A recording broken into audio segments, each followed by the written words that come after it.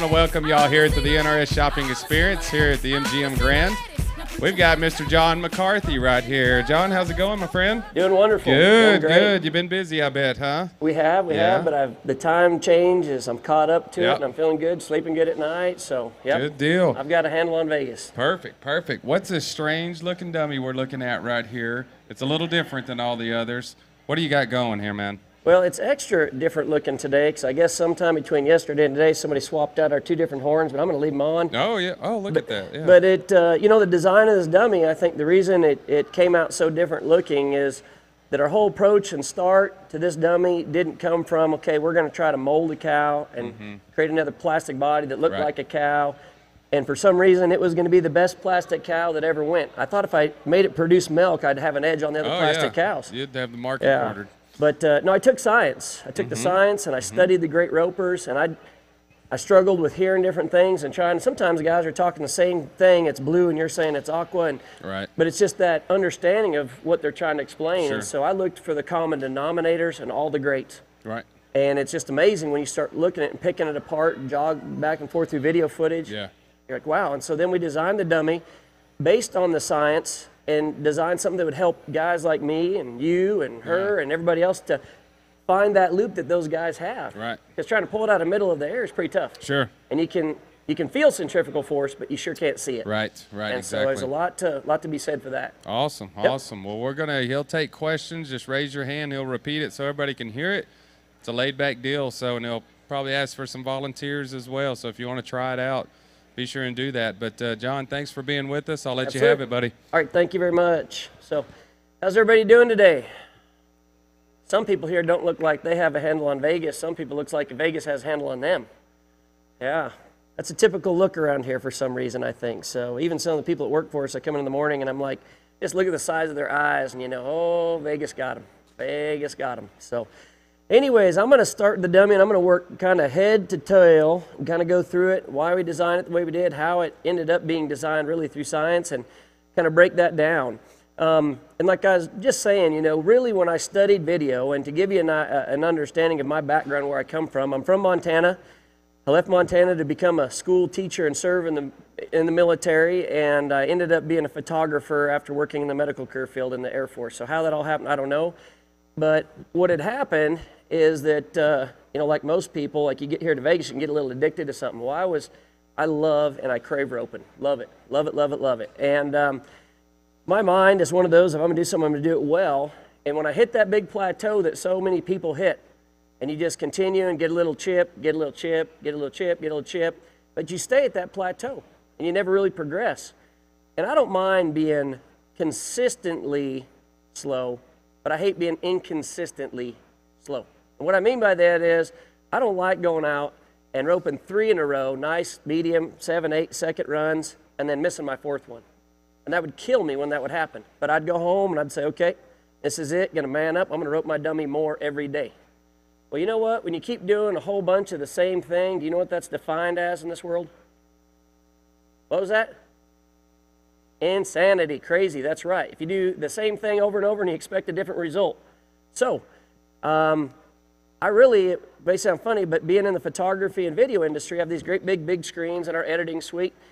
And so I'd use that some to look at footage, but the most cool thing was I had a worn out deck that I didn't use anymore, so I brought it home. And I'd sit at home at night, relaxing, and I'd use that jog shuttle button, and I'd go click, click, click, click, click, click, click, click, click, and I would study those little tiny nuances of what their hands were doing.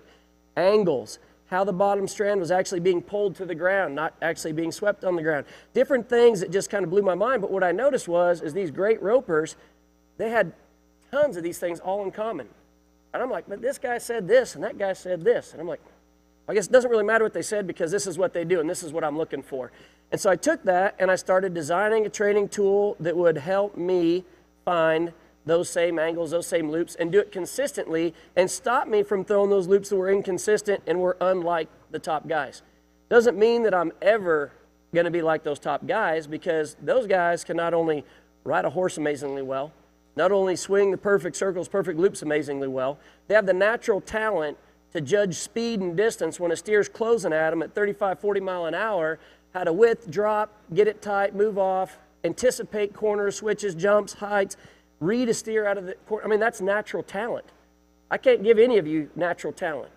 But what I can give everybody that's sitting here right now, I can give them a tool that will help them find that foundation and the correct skill set they need to let their natural talents take them as far as they can go. And I don't know about y'all, but when I learned to write, and that's why I call our clinic Signature of a Good Roper, when I learned to write, there's two big lines and a dotted line in the middle. And it was a big A with the little a, big A with the little a. And you had to keep it right inside those lines. And my grandmother, who recently passed away, was an English teacher. Until the day she died, her handwriting looked like a machine put it out. Perfect. But she spent her whole life doing what? Teaching people how to make perfect letters.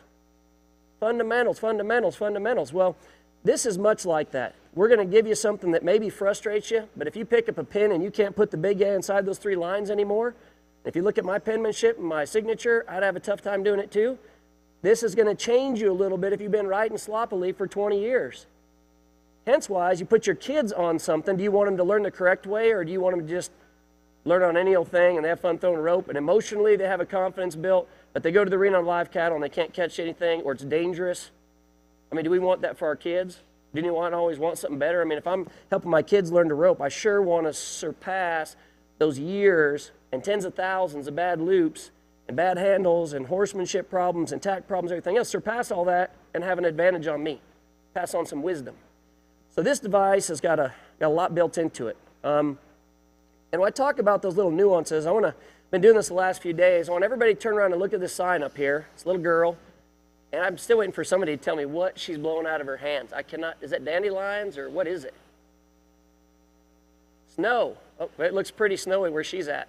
Shiny red truck and green background. But that's snow, okay? Were you a part of that? I tell you, I've got these scrim backgrounds that can blow you away and make you look like you're in wintertime. I can teach you something there. I got a little skill set in photography. But anyways, how many of you guys here even looked at that sign before I told you to look at it? And I'm telling you this, I went down the arena tens of thousands of times and never saw those little nuances. Never done it at all. And a couple of people were just standing here, and I wish they were still here because I'd pick on them a little bit. I'm sure they're hiding because I told them I'd pull them up here. But we did a clinic with them and their kids this spring up in Nebraska. And the first part of the day, we just had all of them rope for 2 hours. Do everything they normally do. And then we went down and we talked about looking for those certain nuances, how to see them for themselves, and how to be able to self-analyze. And then use this as a tool to tell them exactly when they thought they're doing it right, but they weren't doing it right. Okay? So that's how we kind of picked everything apart. And I want to go ahead and I'm going to start picking this thing apart. On our design, we wanted our head down low, out flat, but I also wanted to have a natural shoulder, that height to a steer's shoulder. When we're roping from horseback, we're not down here. Maybe as I get older, she likes to make old man jokes, I'll be swinging to my side. Maybe I can't turn my shoulder over anymore. But the bottom line is you don't want to be roping from down here. Okay? We want to have our hand up, our tip down, everything else. Well, that head is down on live cattle. Our heads don't run. Cows don't run with their heads up unless maybe they're freshies looking for what? The strip and shoot. Other than that, when they're running, they got their head down, they're running. We got roping the cows down there, not up here. So we wanted that low. The other thing I did is I shortened up the neck on this. I didn't care that it had a short neck. There's some guys that don't have very long necks either, so I guess it was okay. But what I did is I created a very small window. And back when I was sponsored by an archer company, did some hunting shows, shot a lot of 3D archery, one thing that I always used to preach and teach was aim small, miss small. In other words, take yourself a high-power set of binoculars to a 3D shoot if you want to really shoot well. Don't just look at what the general area where you think that 12 ring's supposed to be, but identify it, drop your glasses, stare at it, draw, never lose focus, and shoot that little teeny tiny spot at 43 yards. Okay? Roping, it's no different. Maintaining focus is essential. How many of you had a team rope and run that in your head replayed about like this? And it's over.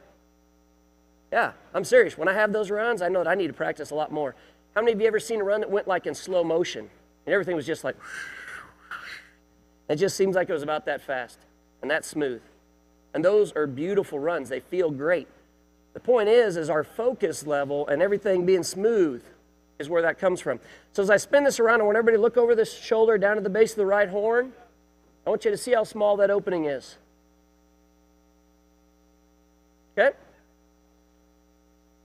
So that opening, again, is going to give you a very small target. As I step back, that target that from right here is about 1 3/4 is what I see. When I get back right here, it's about a ½ inch. So if I was a little taller, I might see a little bit more. But it fosters tip angle. And if over at our booth, our other booth, there's a big classic banner there, and there's 2 pro headers starting their first swing. Both of them look absolutely almost identical. First swing's everything. They need to have the first swing angled and tip down right at their target. So this psychologically, when somebody ropes our dummy at the pole and they walk up, I never see them down here like this. And not for long if they do. They're back up here, full deliveries are up here, and they're creating drop to their loop. Getting it down there in that window right there, okay? Everybody agree the steer is usually shorter than most of you on horseback and on a horse? That he's down there, hence why it's a pain getting your rope off when they drop their head inside of a strip and shoot. Can we all agree? Okay. All right.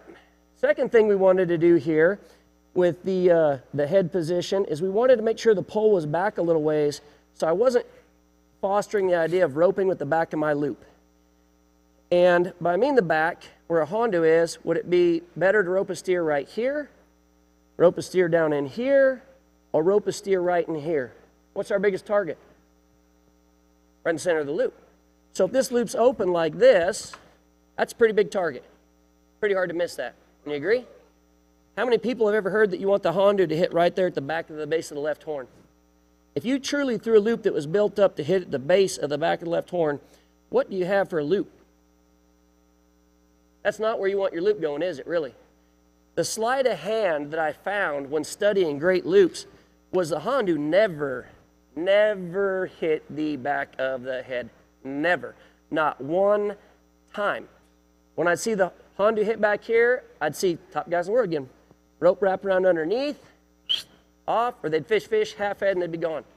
Never once did it rope both horns. Not once. Okay, we're not talking a marginal percentage, we're talking never. Okay? So with that pole being back a little bit, I can't throw that loop, build-up's wrong, too long, or anything else, where it's going to hit. It's going to go around the front of that pole. It's not going to catch the pole. And so if I'm not catching the pole and my loop and my horns at the same time, what does that tell me? My loop flew out here and went like this and was out there in the back of my loop. Okay? So this dummy and this pole being back a little bit is going to kind of help you foster a better build-up. And what I mean by build-up, you have to understand, and I need somebody here. Can you jump up here real quick? I'm not going to make you throw a loop, not this time. If we're standing right here, I want everybody to kind of understand this. I want you just to hold this. Our slack between our hands, hold that tight, is how far, let's come right over here, is how far our rope flies before it hits the end. And our spoke is how much it's going to rotate and open. So that loop he had in his hand, where's this going to go? Easily. Easily. When this thing has swinging it right to left, which we swing right to left and it curls, look where that Hondo is and what happens when they pull their loop. Hondos slide down where? Base of the left horn. They slide down there. They don't land there, okay? So by that pole being there, if you're building up your loop, you have too much slop between your hands, your spoke is too long, you're riding your horse too high, it will go around the front of the pole, around the front of the pole, around the front of the pole, and you need to change something. You don't want to wait and say, I'm just going to keep roping around the front of the pole. There's a reason, thank you, there's a reason that all the top guys in the world, their loop doesn't do that. And I remember I was talking with a guy, they were shooting some video off of a dummy, and they were using a GoPro. And he was telling me, John, that's not going to work. There's no way that works. Impossible, because every time Clay throws his loop, it hits the GoPro. And I was like, you're not hearing me. It should hit the GoPro. He's a multi-time world champion header. It should be catching that stick every single time. That's how their loops are built. That's how they throw them. So that pole helps foster that. The other thing this pole does, and one of the most important things I think the pole does, is it references the perfect place to stand. How many of you heard to stand here, walk back and forth, and rope the dummy? 2 feet away, 3 feet away. I heard one recently where an instructor was telling the header to have her right knee behind the left horn. If we have our right knee behind the left horn, and you want to come here and hold this for me, Nicole? If we have our right knee behind our left horn, we'll take that back a little bit. When this steer hits into this rope, where's it going to go? And when she goes left, you notice there's a dead spot, and then it starts pulling? That's one hit your horse just took at the end of the rope. There's the second hit, and when the steer's behind the header, what does he typically do? Do you have control of his head? How easy is it to heel? How much does he go underneath our heel horse? If I'm not blocking him way over here, he's going to draft right underneath me as soon as I go through the corner if he wants to. How many headers have had a steer that just went right on their heeler and right behind him?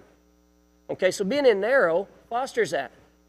When we stand out to a 45 and you just line the pole up to the base of the head and he goes forward and hits into this, wow, now I want you to stop right there. Never once did she lose slack in that rope, but more importantly, look at this angle that she's at. We're looking at our steer right here now. And when my head horse has to make this move, he's on the end of a tight rope and it's athletic and it's fast. Okay? If the head's bent left, the feet go which direction? Heelers. Who's a heeler? Heelers? Anyone? Is it easier to rope a steer underneath or right up there beside you when the feet are landing outside? It's almost like they jump in there. If you throw even a whopper and hit him in the rib cage, what's hanging outside here? Right leg.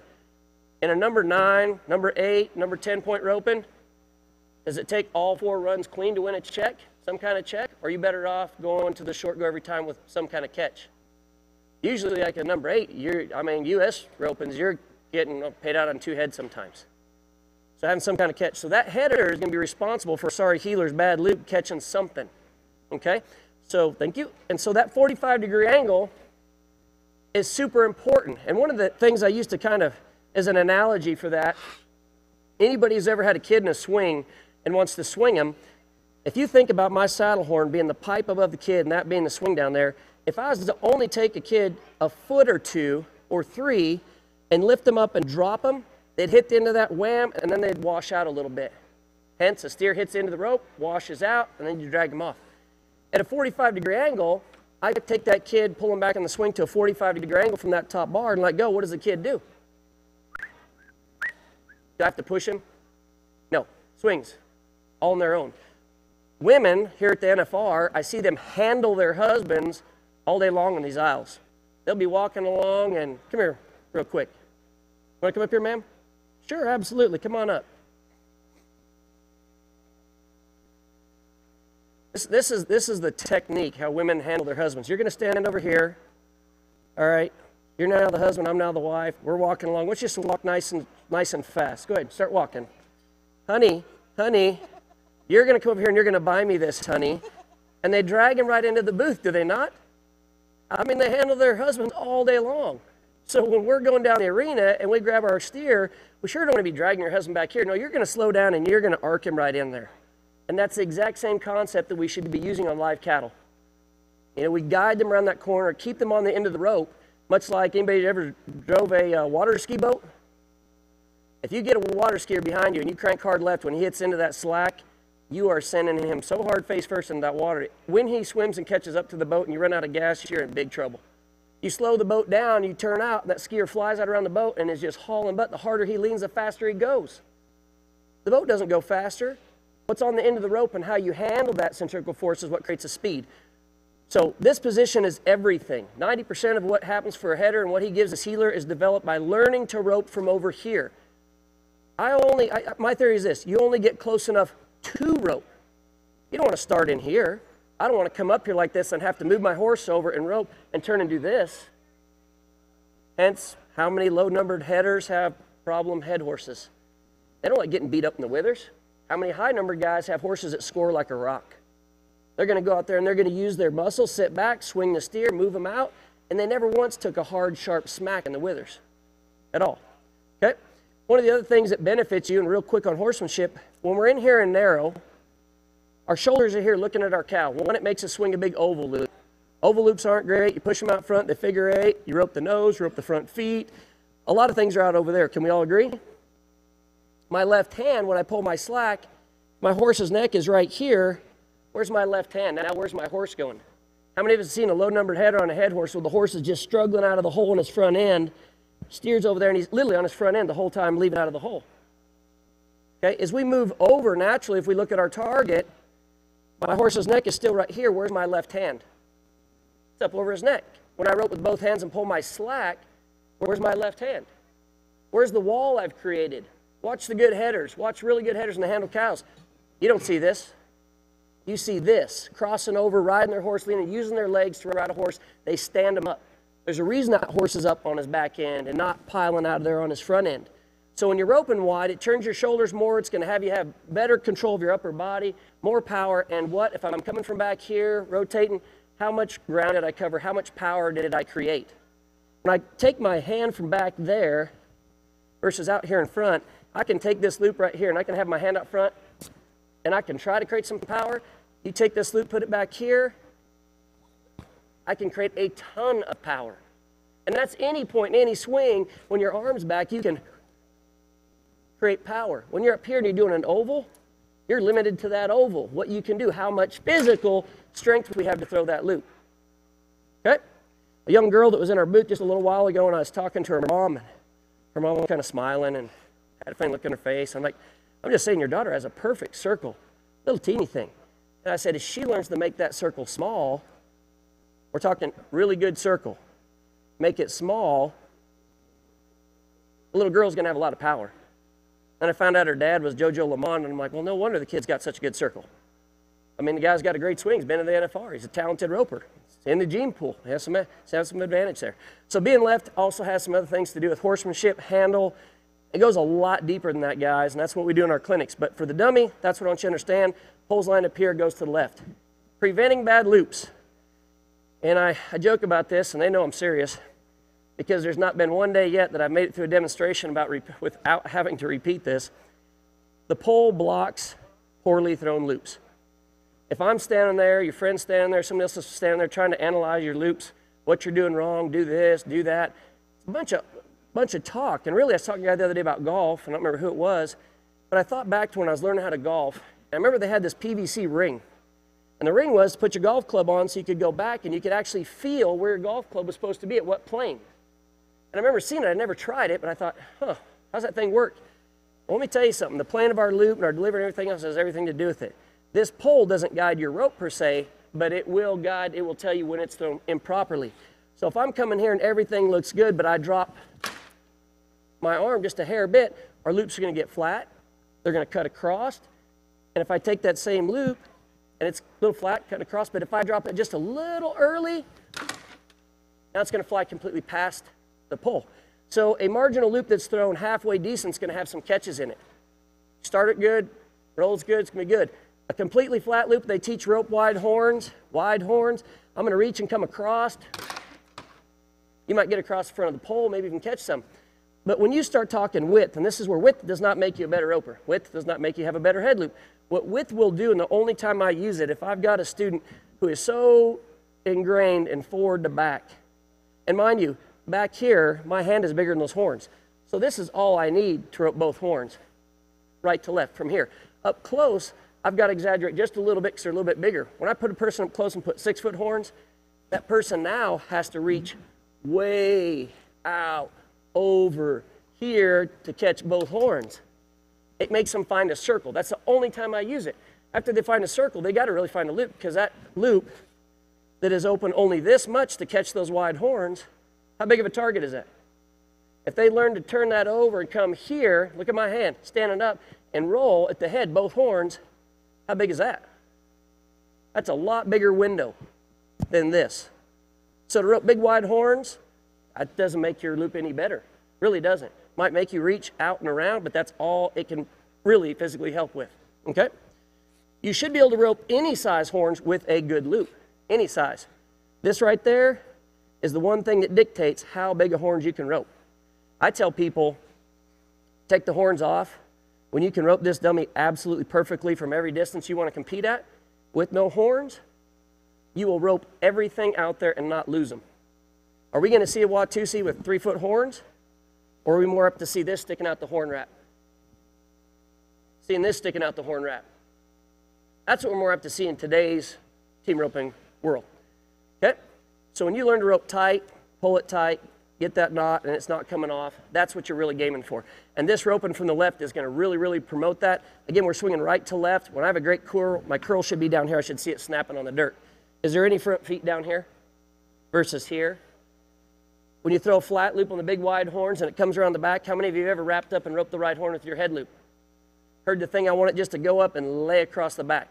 If I bumble my slack and just go just long enough, it might come around and lay up there, but I don't want it coming around like this. The angle that the loop goes down is the angle that it will return. Identical, just like this. If it comes down here flat, it's going to reverse and come around flat. What's going to stop it from roping the right horn? When we throw it down at an angle, it's going to go down that angle, come back up.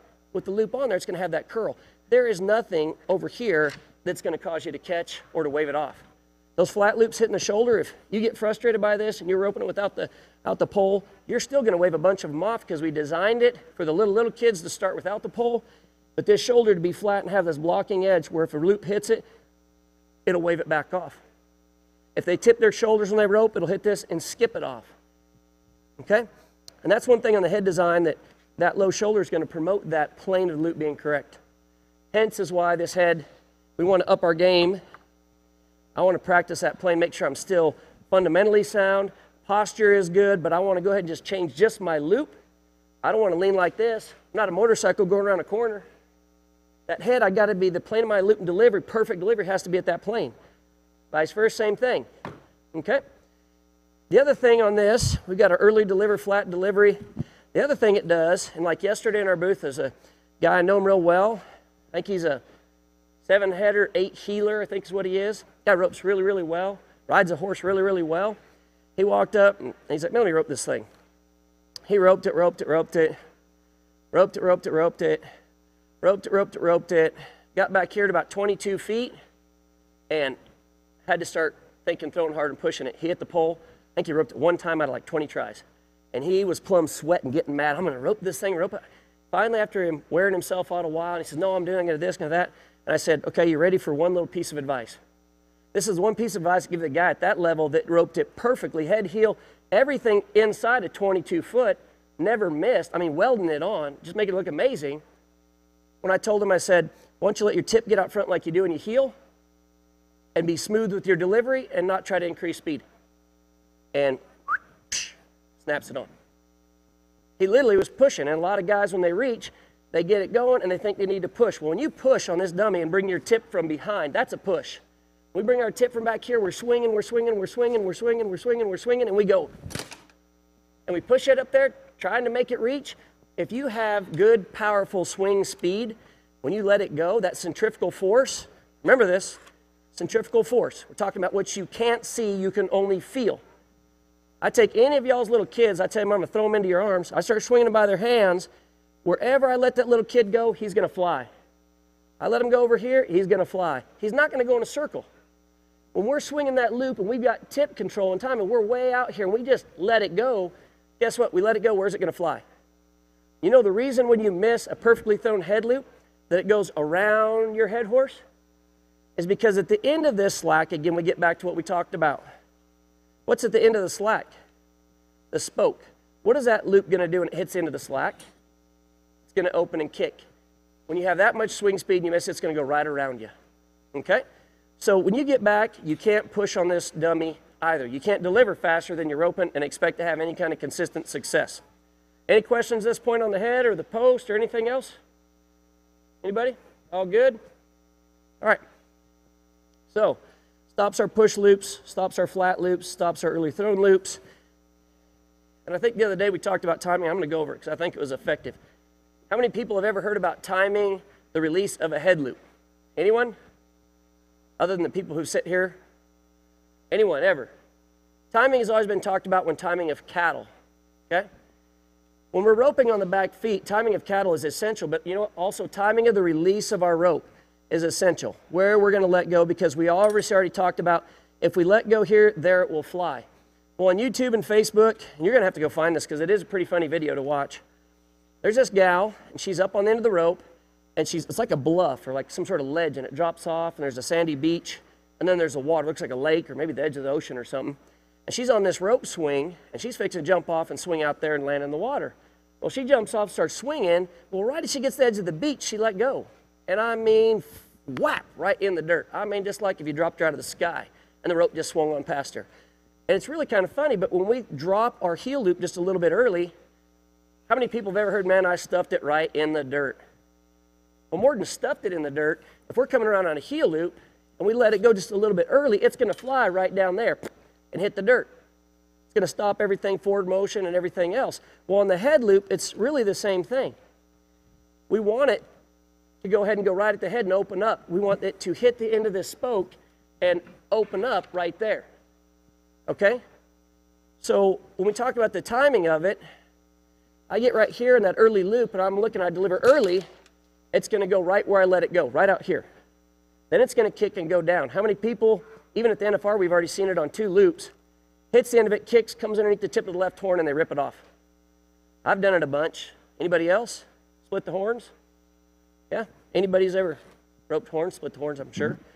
So the timing of it, what we do is we use this to look through your loop, see that sight window and say, there it is, there it is, there it is. And I challenge you when you're doing this, close your eyes and feel where it pulls on your pinky up here, since it passes your hand and starts pulling.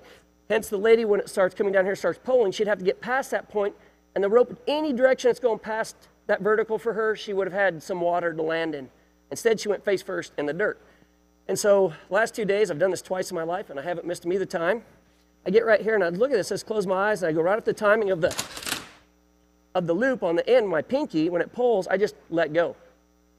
Hence, it's going to fly, hit the end of my slack, open up, have a right to left kick because of the direction of the loop.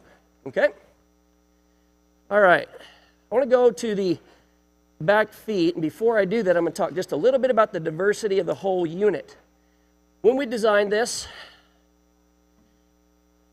I had multiple dummies, shape, sizes. I wanted something that could do every discipline for us. Hence, I wanted a calf dummy as well. A lot of people today have kids that are starting out, junior rodeo, more events they're in, the better off they are. Breakaway roping, calf roping, tie-down roping, whatever it may be. But again, in our dummy design for the calf side, I didn't want just a head that stuck out, something that was foam that gripped the rope. Didn't want anything that would stick up with ears on it. Calves don't have ears that stick out hard. We see a lot of calf dummies that are like that. And how many kids do we see run out after roping poorly designed dummies and top-knot calves? I mean, they'd make great steer loops. Steers got horns. Calves don't have horns. That's the whole point of throwing a loop to catch them around the neck. So with this design here, again, build-up of the loop. We talked about it earlier. A loop opening up late, back of the loop here. How many times have we seen a calf loop hit a calf right here? And if it does have this steepness and it catches, hooks, and goes on, it's going to come around and usually rope what? Back leg or a tail. We haven't seen one of these yet at the NFR, but we will most likely see somebody grab a back leg at some point because they're going inhumanly fast. The other thing this is going to do, it's going to promote drop to the loop just like our head dummy does. I get about right here and the back of the head's almost gone. I have to get up here like this with the right plane to rope that calf dummy. When you see a calf roper stand on their saddle tonight and take their warm-up swings, you tell me how flat their loop is. You tell me the angle where they're roping that calf. On the ground, our dummy system is going to make you rope like you are horseback. That's the whole key. Take what you learn here, transfer it to horseback, and have success. So you do have the option of all three on this unit. Also, when you take all this off, just to touch on this real quick, our dummy breaks down, all this goes inside, this slides right underneath your gooseneck, and you can also store your ropes right here. So you keep your dummy ropes on your dummy. All right, so let's get to the heel side of this. The heel side of it was honestly the hardest part to design. I struggled with the window size, the angles. I mean, I still have the original thing we prototyped out to build this, and the flexes we did, and it was really, really tough because in my mind, I just envision a sawhorse and how open it is, and I see a four-legged cow standing there, and I look at all that space under their belly. Well, the problem of it is we're not roping off a Shetland pony, and we're not roping something that jumps like this. Unlike toys and everything else, including sawhorses, I can't come around like this down here and expect to have good success. Can't do it. This right here is not what we want for a heel delivery. In fact, if I build up a loop and I go not right to left, but I have any front to back in it, over top of this, I do that same delivery, I hit way in the side of our dummy. Now, if I hold this up and I show this right here, would that effectively fit in the window of any sawhorse? Would it go through the middle of any sawhorse legs? It will not go through our dummy's opening if you don't rope with your tip, period. I don't care what heeling instructor you listen to in the world, they all have one thing in common that's good, tip. You got to learn how to rope with your tip. You got to be able to control your tip. Tip, tip, tip, tip, tip, tip, tip. Let me give you a tip. On the ground, you better rope something that gives you the same angle of delivery that you're going to be using off horseback. Or when you get out there after roping your sawhorse 50, 60 times, and you go out there and lay a welt from the hip bone to the right shoulder of that steer, and watch it lay over or peg your right front leg, all that sawhorse roping isn't going to do anything for you. A lot of guys who rope sawhorses and have those loops, mid-numbered ropers, they rope better through the night. Hence, because over the night, they realize, I got to get my tip down. The cow's down here, cow's down here. Well, on our heel dummy, this top angle had a reason for it. This being cut out had a reason for it. I'm going to start here so I don't have to go backwards. If this was a 90 degrees, I couldn't swing right here. This angle, when I leave the heel box, I shouldn't be swinging it over here. I shouldn't be swinging up here. I should be looking over at my cow, swinging right at the cow, down and to the left. So when I get off on a cow and I'm roping live cattle, I'm going from here, and I'm turning in, and I'm roping right over the cow, and I'm going to just give it to him. Lean down and rope him. So on our dummy, I wanted something just like the pole gives you a visual reference where to stand. I wanted to start from right here, and if you do a 90 degree off our dummy and you line the pole to the base of the head, it gives you a nice reference point where to stand back here as well. I'm going to get my loop up, work to get it down. Now I match that top leg angle. I'm going to go forward.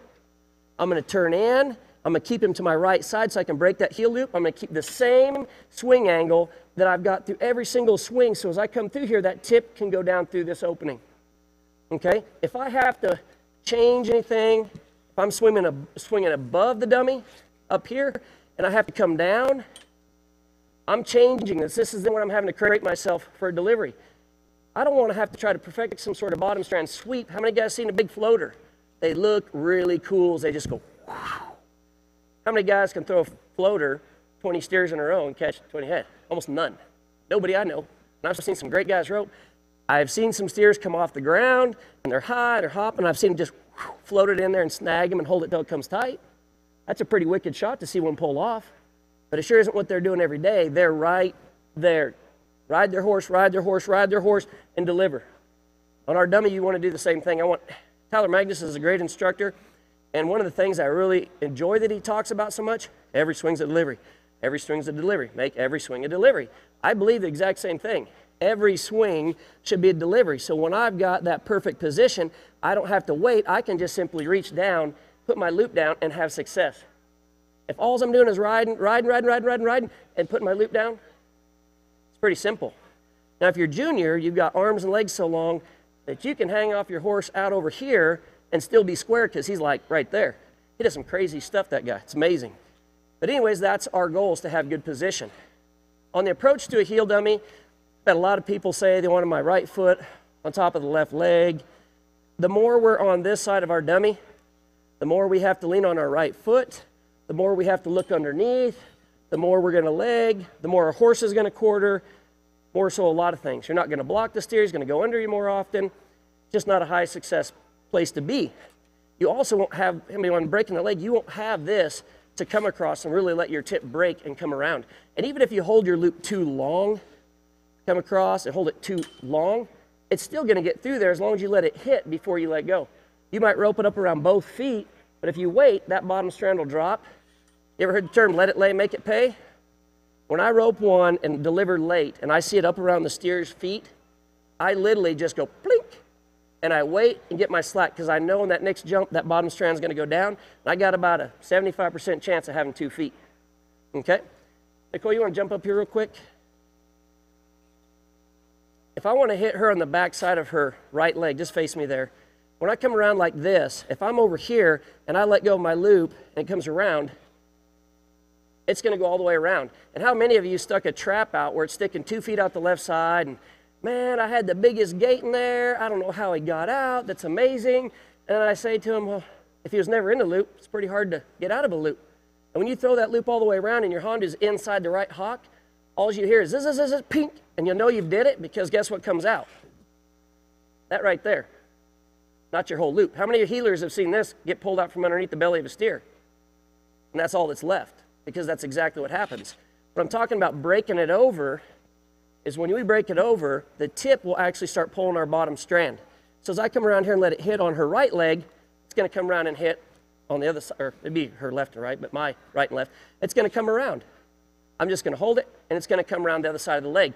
That tip power and that pop she's feeling at the end, when I let go, that's the centrifugal force leading edge that's going to pull my bottom strand to the ground. Not my hand. I'm not going thwap and dropping it. I'm not going sideways and shaking somebody's hand. Thanks. It is simply the centrifugal force that's going to pull it down. What we have between here and our knot, that spoke, that's the amount of rope that's going to hit the ground when you do set it down. There's a lot of ways to deliver heel loops, a lot of places you can set your bottom strand. Practice the perfect one, practice the free throw, practice right over your steer, get right here, get right down, and make sure you're sticking it all the way underneath. Set it down, then work on bringing it underneath. Work on putting it out in front. Work on being real steep. How many seen a heeler deliver like this? Lots of art, because he knows that steer, he's high on him, he's inside, and he's got to get the bottom strand to the ground. If it comes through, he's going to rope what? His horses. That loop comes through at all, he's got a front foot. If he goes like this and just stuffs that spoke into the dirt, he's going to have to hold it a little bit longer, but he's got 2 feet. Okay? One of the drills that's pretty good here to do at home, kind of practice this, and the way to mentally approach it is like parking your car. How many people like parking their big Ford trucks at a grocery store these days? I don't. I think they ought to go back to those slanted parking spots myself. I mean, those were pretty easy to park in back in the day. So we get all the way over here if we want that parking spot. We get all the way over here, we wait, and we turn in. If you turn into a cow and you approach your dummy like this, shoulders are closed, everything else, then you want to do this number. I haven't seen a heel horse yet that makes that move and goes backwards. Okay? Get you way out of whack. I put a bucket on the ground right here. When I'm really out of whack, I mean, I force myself to go back to these grinding fundamentals when I lose my heel loop. And I lose my heel loop a couple times a year, about like when I lose my car keys. It's just gone, and it doesn't seem to be anywhere around. I come back here, and I get right here, tip down, I go forward, I turn around that bucket into my own parking spot. I want to be able to see my neighbor's taillights, and I just do this. I don't run backwards. My header should be pulling this tight for me, and I go back and I do it again. And I do that over and over. If you start delivering and running back, watch this. Where are my shoulders? How much delivery is in this? I want to be down. You ever heard a good instructor say you should be able to reach down and grab the tip of your heel loop? It's just about like that. When your tip comes down and you are down in your delivery, your tip's going to come all the way back around. So I stay down. My tip's right here.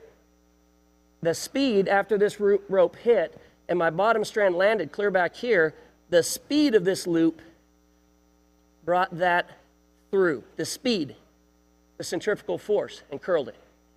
I didn't go like this. Did not sweep it under with my full palm hand. No way. Girls at calf rope, it's the hardest thing to break them of, wanting to reach underneath. Some guys think they got to push it under. They'll come around here like this, and they're going to go like that. Loops fall over. A poorly thrown loop literally will fall over every time they reach underneath and grab their slack like this. So keep your fingertips, look down your hand and decide where you want to put it. Challenge yourself, put marks. I like to put a mark here, and a mark out straight. I'm going to place putting it there. I'm going to place putting it here.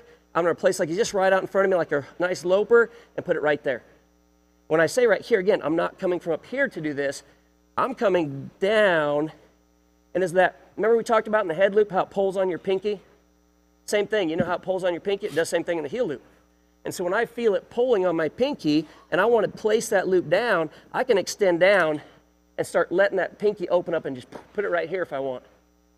I can put it anywhere I want based on opening these fingers and extending my elbow. You typically will never see a heeler deliver like this.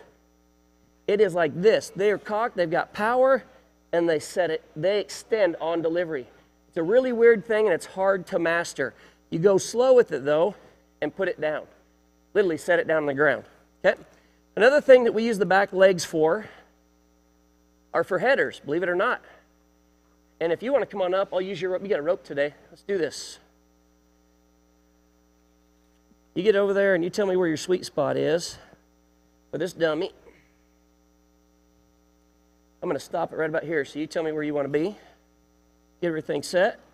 I'll just put something down to mark the ground so I know where to stop the dummy. Better not miss.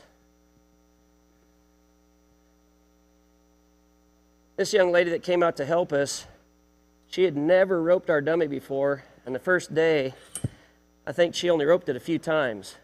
Since then, she's gotten pretty handy at it, and after a few days of roping on it, she's started to throw some really, really good loops. We'll see what she's got here. I bring the dummy to her, and once it gets to my spot, I rate just like a cow and let them rope it. They learn to rope on the rise. Most people, I'll be honest with you, they miss that the first couple times they do it. They're anticipating. On live cattle, what do most headers do? Lean, close the distance, want to push, want to reach. What does it do to your horse when you lean off a horse? Does it tell him that you're sitting down and you want him to run? Or does it tell him you're just getting up to stand and he should be getting ready to rate off? In schools, when I've got a horse and parents, I mean, if I was a horse hustler, it's a great way to sell a horse. You turn around, my little Johnny needs a new horse, doesn't he? Needs a new horse. Horse just isn't fast enough, is it? I take away the kid's rope, tell them to go ahead and track that steer with no rope in their hands.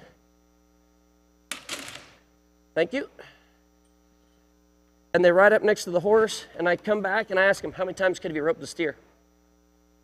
Gosh, a bunch of times. I'm like, yeah. Sit up, good posture, wait for your steer, use your horse, and then lean and deliver. Holding correct posture is tough to do. This drill right here, you can increase the speed, and I'm telling you, when you talk about learning to rope on the rise, how many low-numbered headers will get these slower cattle, and you cut a great light, and you have a steer literally your first or second swing right there. And they go, and they send it right into the dirt right there. They don't make use of those really good cows because they're not ready. They're not prepared for it. And that's where having a good loop and a good start to a loop is super important. Before I take anybody up here real quick, I want to just talk about the start of a loop. Two things I teach is called Butler Waitress. Butler has his hand down here like this with a towel on it. This is where you should be riding your horse. If your reins are so tall that you're up here like this in the box, you might as well just go ahead and ride out, take about 8 inches out of them. Make sure you can move your horse, release your horse, steer your horse. Right here, you can take the reins of your horse and you can create a wall. Stand them up, move them. You don't need to be up here at the end of those reins doing this number, okay? A waitress walks around our restaurant with a tray of food like this to avoid people, correct? When she wants to serve the tray to the table, she brings it around like this. She does not go, whoosh, there's your food, sir. Neither do we start our arm like that for a head loop. Any header that comes out wants to tell me he starts his loop like this, back to front, Take your hand, just place it right up here, like you have a tray of food back here, you make an outside arc and turn it over. It should go right over your head. If you can't do that at this speed when you get home, if you're one of these doing this number because your hand's too close to your head, or you're just looking underneath it like this, go home and just do this.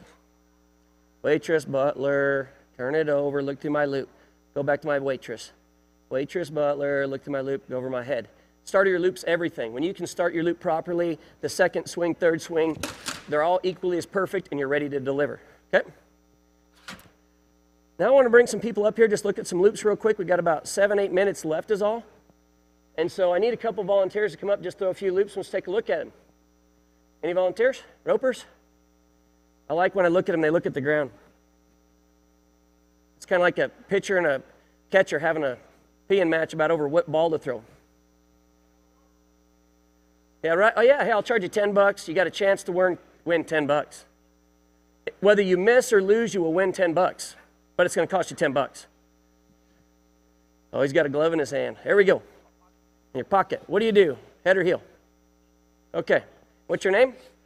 Eric. Where are you from, Eric? Eric from Lubbock, Texas. What does this mean? That's right. We got a brand new Rope Smart cap coming out. It's coming to a store right near you. It's got guns up on it. Look for it. Okay. Let's throw one more, and hopefully it does the exact same thing.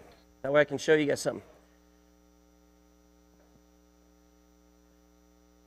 I want everybody to go ahead and watch after you start swinging. Watch his shoulders. As you dip your shoulders, remember earlier I talked about that? We get a little bit of a pump like this. This dummy will not let you slide it up the back and slick horn it. Nor should you want it to let you slide it up the back and slick horn it. It will hit this right here and send it over that right horn every time you tip your shoulders and deliver like that. Okay? Other than that, his tip had really, really good power. Distance, your build up of your loop, your slack, your spoke look really, really good. And I want you to go through it one more. And I want everybody here as he delivers this loop. You know, earlier I talked about the hand. And when you extend, how you'll see the roll of the fingers. Slide a hand, stare, look for the palm, look for the fingertips. Stare at his right hand. Everybody see this? Literally, it's just like you see this hand sticking like this as they roll to grab their slack. It's a good loop. Got a good loop, yeah. What number header are you? 5? What's your biggest miss? Miss the right horn you're reaching. Earlier, I don't know if you're here when I was talking about the number 7 that was in our booth earlier, about pushing and stuff like that. We had a guy, same kind of thing. The higher numbered guys, they get back, the 5s and 6s, even 7s will get back. They'll tip their shoulders a little bit. And all their biggest misses is always the right horn. This right here is your opener at home. It'll make you keep your shoulders square. Parents who have kids, when you buy the dummy for them and you take them home, thank you, sir. You can put them on a wooden pallet right here, let them stand on this piece of real estate and just own this. What you can do to help your kids learn the plane of their swing, take yourself a set of 6-bar horse panels and make a V right here. And as they're having this dummy faced into that corner, and they're over here, just like I can look at that bleacher and I can make sure my loop, same bar on that bleacher from here to there, here to there. If I'm coming down like this, I can sure enough see that I'm not hitting that right bar. I got to get my tip back down over there. And so it helps your kids see the tip of their loop and get their loop corrected. Okay, if you're an old guy that swings over here to the side, you really have to understand that to turn your thumb over and your elbow over is everything in a loop, heading and heeling. Okay? Just think about if you tell me you can't check for deodorant, you put on deodorant, did I put it on? Everybody can check. All the guys can. I know they can. That's all you got to do. I need one healer real quick before we wrap it up. Healer, healer, healer, healer. You a healer? Don't look at the people behind you. I'm looking at you in the blue shirt front row. Oh, team ropers are bad liars. Do you heal, sir? Just ranch? Healer, anybody? Come on, don't look the other direction. Come on up. Come on up. This guy here admitted to me the other day, and I thought it was so funny. He comes up, starts talking about it. He waited till I never even knew he roped, okay? 3 years up here, and I don't even know this guy ropes. He's got a cowboy hat. Nice enough guy. I figured he'd be a little bit of a cowboy. He tells me he waits till everybody leaves. Make sure nobody's looking. Brings out the dummy just to see if he can catch it. And then when he caught it, he was like, man, I couldn't believe I caught that thing. So it's kind of funny. And there's this guy in Florida, an old guy, that admitted to his friends after he whipped him what he'd been roping. He drug it out of the trailer and showed them, and they all gave him a hard time, but he had just whipped him. What do they have to say? After 20 years of roping, he went from swinging an oval to a circle and started. Horse position timing is all there.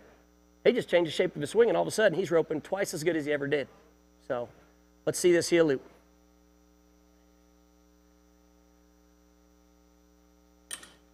Okay, good. Let's go ahead and throw another one. I want you guys watch his hand and where his fingers point on delivery. Okay. We talked about earlier when you swing a kid in a circle where you let him go there, he will fly. Great tip speed, great angle, aimed at the right spot and everything else. He's going a little forward to back, but he's letting his kid fly right here. Kid fly right here. Whenever I want to go ahead and move and make sure I'm letting my tip get across and break like we're doing around the back of her legs, what I do is as you're looking through your loop this time, there's this rope smart in the back left leg. As you see that through the tip of your loop, just say the word there, there, there. And I can use this more effectively since I always say musicians keep time with their feet and everything else. I found out also that this guy's a musician. I should make him sing a solo here. Rope Smart theme song. He doesn't sing. Do drummers have to keep the beat for the band? Okay. Doom, doom, doom. They keep the beat. When I do this drill, you got to learn to change your timing. It's in your brain. You got to change it. Saying it out loud. You've screwed it up in your head forever, so why do you want to keep doing it in your head? Say it out loud every time you see the word Rope Smart there. And when you go to set your loop down, don't you set it down until you say there. It's going to already have hit the leg before you let go.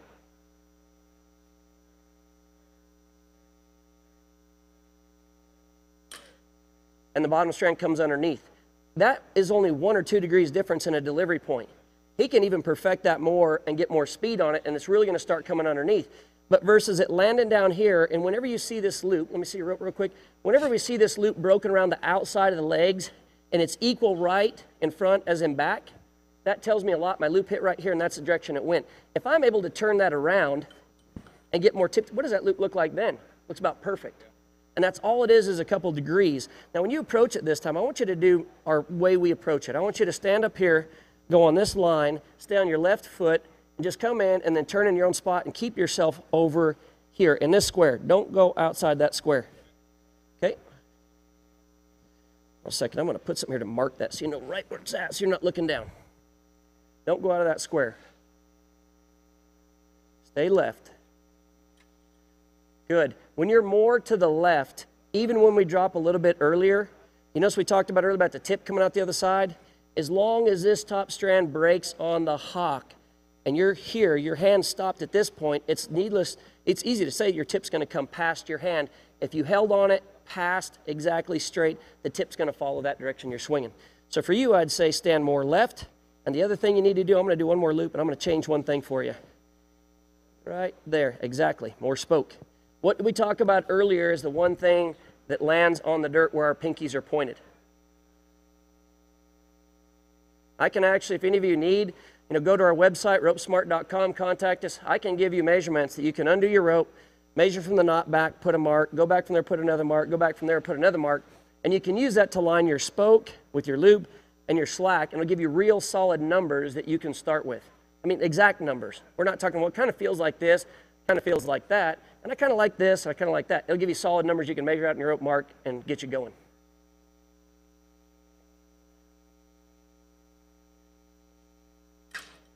Okay, whoa, this is good, this is good. You remember everybody where even his other loops when he threw, how the tip's out here, but there wasn't a whole lot to the right side? I don't know if I can move, can this camera even see this? If I move this out of the way, I want to just show how much is sitting outside that right leg this time. All this is outside the right leg this time. Before, we were looking at this, a big teardrop. When there's that teardrop there and you go to pick it up, what's that steer's leg apt to do? When you've got this laying on the ground and the steer goes through your loop, what's he apt to do? So your spoke is a critical point of not only the distance your loop will kick and how hard and when it'll kick. In heeling, it is everything what sits out here on the backside and traps that right leg. If your heeler or your header's got leaning on the left side, leaning the head, the feet are coming out, you throw that loop you threw the first one, even sideways, and you've got bottom back here, the steer has no choice but to go over the bottom strand and into your loop. Is it going to keep all the legs like if he's going straight away from you? Not exactly. But is it a heck of a high percentage shot versus not? Yes. And it's all controlled with what we have right here between this. Most people that I take and do this with, when I give them the markings on their ropes, we'll mark it here, we'll mark it here. They'll just match this up to start. Then I'll mark it back here, and they'll start with this every time. After about a week, I'll ask them, I'll take it off, and I'll say, show me how you used to build your rope up. And they'll be like, I don't know, how did I used to build it up? Because now they've got this routine that they've changed and done. But the first time you change these things, I want you all to understand change is difficult. And just to prove the simple uncomfort zone that we may put you in and the misses you may have, just everybody take and fold your hands for a second. Fold them. Okay, everybody can find them and you fold them. You don't ever bump your fingers into each other, do you? How many of you have ever bumped your fingers like this trying to fold your hands? I never have. I just fold my hands. Now, what I want you to do is look down which thumb's on top, take and unstack them and move it to where the other thumb's on top and all your fingers change. All your fingers, change all of them. Change them. Yeah, you got to look and think. Now, how weird does that feel? Pretty stinking weird. And it's hard to do. You got to look to do it. Okay, so when you make these small changes in your roping, be able to accept the feel's going to be a little different. This is not what I'm used to. This is not where I've stood. I've roped my whole life from right here. You can either argue with yourself or you can say, you know what? This guy designed this dummy based on the greatest ropers in the world, where they rope from, the angles they rope from, the science of the loop. It wasn't based on theory or anything else. The measurements in the loop weren't based on theory or anything else. They're hard numbers, physical numbers that will work from the distances that I'm giving you today. All right? So if you guys have any questions on this dummy, feel free to visit us. We're right back here by Shoot Help Shoots. There's two of my staff back there, Callie and Taylor, that can help you through that, and NRS can get you checked out, and they've got shipping directly from here. We've got some dowel wrap rubber back there that's great stuff. Now has a blend of what's in tube rubber in it. Doesn't burn your ropes, mark your ropes, hawk lock quick releases for girls, kids, and guys that are old enough to use them. And we also have some really cool apparel. I'm sure a lot of you have seen the Rope Smart steer hats and everything else. And oh, how they fold up? Yes. When you want to go somewhere, put a rope here, put a rope there, put the head inside, and you're off and you're going, okay? Also, I want to talk to you real quick, and I'm pushing the time limit. Shoot Help Shoots, it's back there. How many people here have had the opportunity to rope around a Shoot Help Shoot yet? Any of y'all? When you're looking at doing your next shoot, understand quality of steel, powder coating, mechanics, everything are really tight amongst those top competitors. That chute right there is the most efficient chute I've ever used. Loads the steers, closes the doors, all by the steer's weight. Automatic remote control, can drop my steers anywhere I want, anytime I want, can leave the doors open, front and back, don't have to let cattle out when I'm breaking in cows. And most importantly, if I get to rope, say, 20 times this year, and I rope 10 more steers every time I rope, that's 200 more steers this year I get to rope. 200 more steers makes me a better roper, no doubt about it. So keep in mind Shoot Help Shoots when you guys are looking for a shoot. And for all of our other Rope Smart products, you can find them right back here. Ladies and gentlemen, Mr. John McCarthy with Rope Smart. Give him a hand. Thank you.